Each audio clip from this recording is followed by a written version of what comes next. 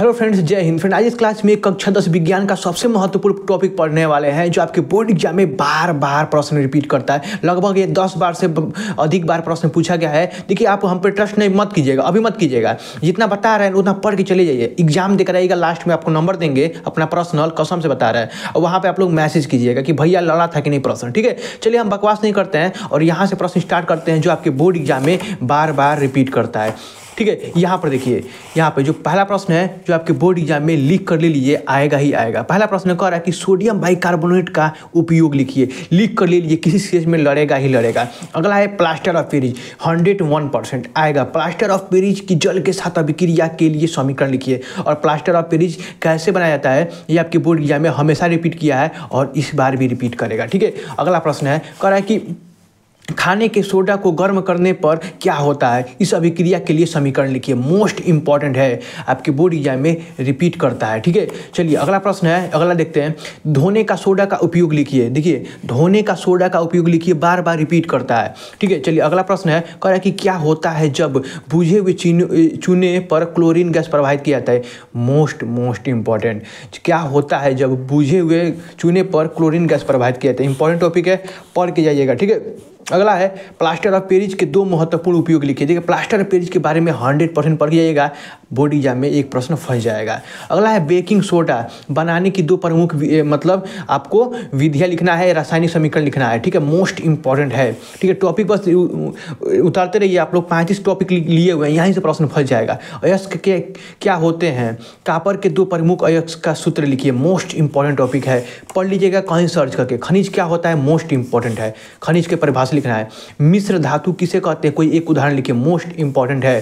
ठीक है, fast history बोले क्योंकि आपके पास समय कम है। निस्तापन और भर्जन में क्या अंतर होता है, मतलब आपको लिखना है, मोस्ट इंपॉर्टेंट। लोहे पे जंग, मोस्ट इंपॉर्टेंट, लोहे को जंग लगने से बचाने के लिए दो तरीके का बताइए। देखिए कि आपका 10 साल का ये इसमें दिया हुआ है क्वेश्चन। इसमें से जो देखें कि जो बार बार रिपीट कर रहा है, हर पेपर में लड़ रहा है, वही रिपीट किया और इस बार भी पेपर देकर आइएगा। हम पे अभी ट्रस्ट मत कीजिए, पढ़ चलिए जाइए और उसके बाद आइएगा ना तो कमेंट जरूर कीजिएगा, भूलिएगा नहीं क्योंकि आप लोग भूल जाते हैं। ठीक है, यहाँ पर देखिए लोहे पर जंग क्यों लगते हैं अथवा संक्षारण समझाइए, संक्षारण आ जाएगा। ये मोस्ट इंपॉर्टेंट है कि हर सेट में आता ही आता है ये प्रश्न। जो पेपर जो दे रहे हैं मतलब देख रहे हैं उनको पता होगा कि कितना इंपॉर्टेंट है। सजातीय श्रेणी क्या होता है उसका उदाहरण लिखिए। ठीक है, मतलब साथ समझाइए और उदाहरण लिखिए, मोस्ट इंपॉर्टेंट।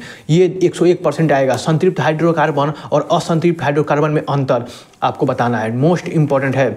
अगला है प्रतिस्थापन विधि और विलोपन विधि, विस्थापन विधि, ये बहुत इंपॉर्टेंट। बट ये प्रतिस्थापन विधि मोस्ट इंपॉर्टेंट है, आपको बताना है क्या होता है और उसके एक उदाहरण देना है। ठीक है, अगला है यहाँ पे साबुन पूछेगा या अपमार्जक पूछेगा, 100% पूछेगा और आपके बोर्ड एग्जाम में लड़ जाएगा। लिख कर ले लीजिए, आएगा। ठीक है, साबुन और अपमार्जक, ठीक है, मोस्ट इंपॉर्टेंट है। साबुन बनाने की विधि पूछेगा। और देखिए प्रकाश संश्लेषण 100% आएगा। और जो पौधे होते हैं मतलब क्या होते हैं, रासायनिक पौधे जैसे क्रिया कैसे करते हैं, वृक्क के बारे में पूछेगा, आपको हृदय के बारे में पूछ सकता है, पाचन तंत्र के बारे में पूछ सकता है, तो मोस्ट इंपॉर्टेंट है। चलिए अगला टॉपिक देखते हैं। देखिए अगला टॉपिक है, यहाँ से देखिए कह रहा है कि देखिए ध्यान से सुनिएगा, स्वपोषी पोषण विषमपोषी पोषण एक आता है 100%। तो स्वपोषी पोषण के लिए आवश्यक परिस्थितियाँ कौन सी है, उसके बाद उत्पाद क्या है। तो ठीक है, मोस्ट इंपॉर्टेंट है। पोषण क्या होता है, मोस्ट इंपॉर्टेंट, एक प्रश्न लिख लीजिए, आएगा ही आएगा। धमनी और सीरा, मोस्ट 101%, किसी न किसी सेट में लड़ेगा, नहीं हर सेट में लड़ता है, याद रखिएगा। मानव पंचतंत्र के बारे में पढ़ के जाइएगा, मोस्ट इंपॉर्टेंट है। देखिए श्वास और श्वसन के बारे में अंतर दोनों बताइए, दोनों क्या होता है। नेफ्रॉन के बारे में पढ़ के जाइएगा, नेफ्रॉन की संरचना जिसे विक्राणु बोलते हैं, मोस्ट इंपॉर्टेंट है। इसका कार्यविधि एक आएगा प्रश्न। मनुष्य में नर जनन तंत्र और के बारे में वर्णन करना है और मादा जनन तंत्र, ये दो एक आता है 100%। और जनन क्रिया होता है माना जैसे लिंग निर्धारण की प्रक्रिया, ये मोस्ट इंपॉर्टेंट है। ये दो टॉपिक पढ़ेंगे तो आप लोग प्रश्न कर लेंगे। परिवार नियोजन एक आएगा प्रश्न 100%।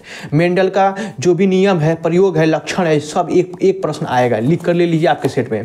जीवाश्म किसे कहते हैं, जैव विकास के अध्ययन में वह कैसे सहायक होते हैं, मोस्ट इंपॉर्टेंट टॉपिक है ये भी। देखिए समजात अंग और समरूप अंग के बारे में प्रश्न पूछता है हमेशा।